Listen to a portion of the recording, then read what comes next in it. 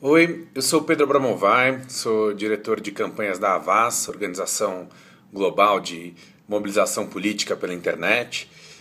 Queria dar um alô para todo o pessoal da Campus Party, queria pedir muitas desculpas de não estar aí, eu tinha confirmado e queria muito estar aí, mas eu estou agora no Equador, estou indo daqui a pouco para o meio da floresta de uma aldeia indígena por causa de uma campanha que a gente está fazendo contra a exploração de petróleo na Amazônia, aqui no Equador.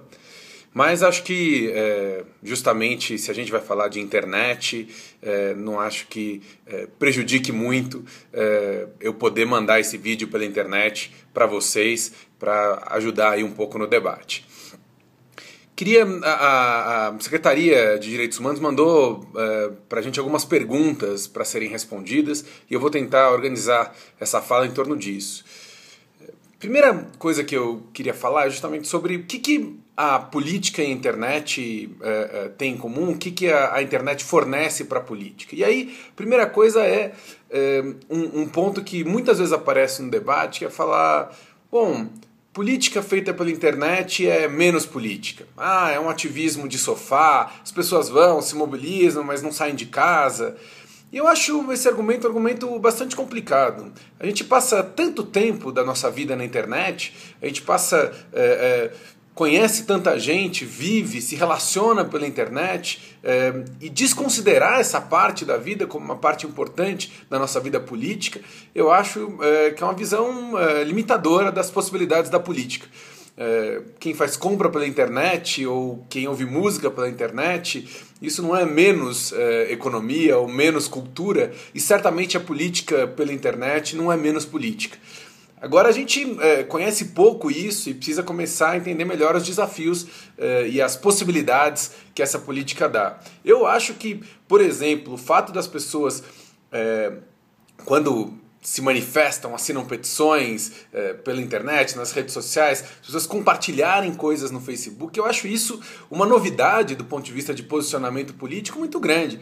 Quando uma pessoa compartilha algo numa rede social, no Twitter, no Facebook, ela está dando a cara para bater, ela está subindo num palanque, falando publicamente e aceitando ser contestada.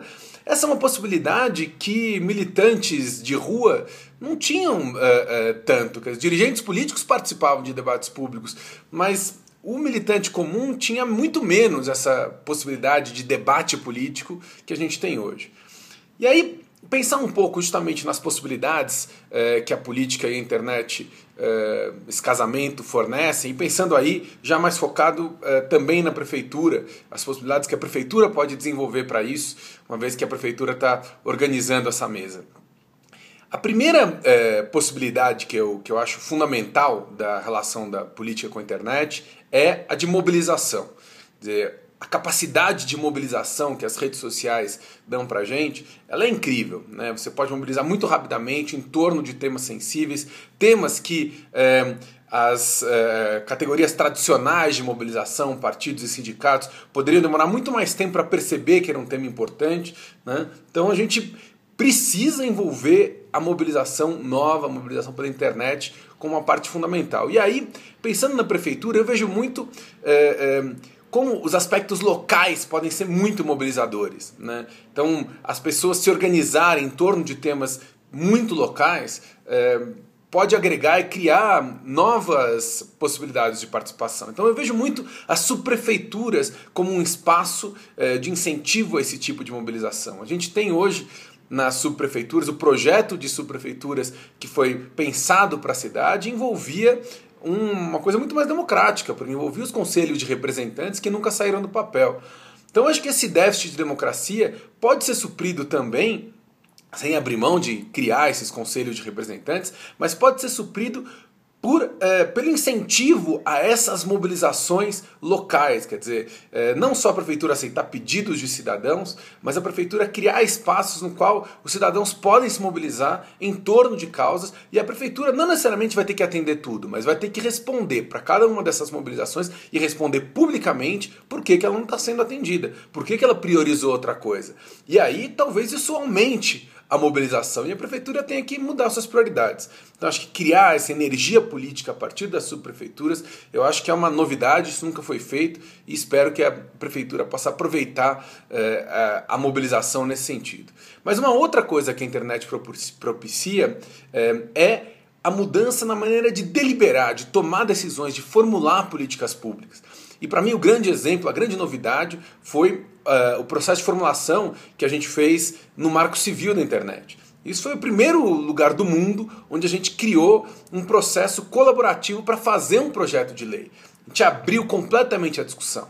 E a gente percebeu que, de fato, projetos de lei, políticas públicas não precisam ser feitos dentro de gabinetes. Você pode abrir a discussão e a discussão ela não perde qualidade, ao contrário, ela ganha. Argumentos que você nunca poderia imaginar aparecem no debate, ganham força. Argumentos que não teriam permeabilidade na política tradicional tornam-se argumentos que você, como decisor público, precisa responder e levar em consideração. Você dá muito mais transparência para o debate, muito mais legitimidade. Então, se a prefeitura pudesse criar espaços onde os projetos de lei e as iniciativas de política pública não fossem só formulados dentro de gabinete, mas que pudessem ser discutidos e formulados num grande debate público feito pela internet, acho que isso seria realmente revolucionário e a gente mudaria a escala de envolvimento da sociedade e de participação na tomada de decisões por parte da prefeitura. Por fim, nada disso, nem a mobilização, nem a deliberação, vão ser realmente efetivas se não tiver uma mudança na maneira de se encarar o acesso à informação. A gente tem uma lei nova sobre acesso à informação, uma lei que é fantástica, mas que a gente ainda não soube explorar as possibilidades. A prefeitura pode ser, uma absolutamente inovadora nisso, pode criar uma nova maneira de lidar com isso, e para isso ela precisa entender que acesso à informação não é apenas responder o que os cidadãos perguntam, mas é disponibilizar dados que a prefeitura muitas vezes guarda as 7 chaves, dados brutos, para que as pessoas possam produzir informação.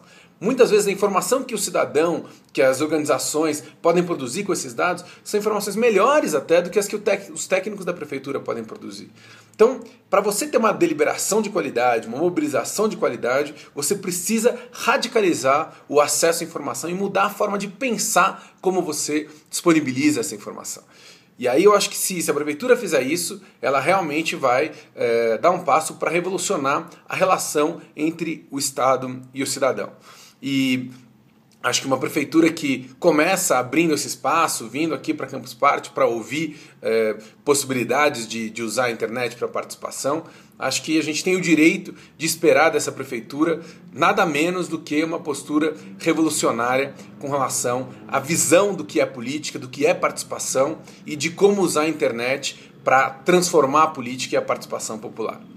Era isso que eu queria falar, eu fico muito triste de não poder estar aí no debate com vocês, queria responder perguntas, participar e ouvir muito o que as outras pessoas têm a dizer. Uma mesa fantástica que foi colocada aí com amigos e pessoas que eu admiro muito. E desejar toda boa sorte para todos os militantes que querem transformar o mundo e que vão usar todas as formas para fazer desse mundo um mundo melhor, sejam elas online ou offline. E espero poder contar com vocês também participando das campanhas que a Avast tem feito no Brasil e no resto do mundo ao longo desses últimos anos.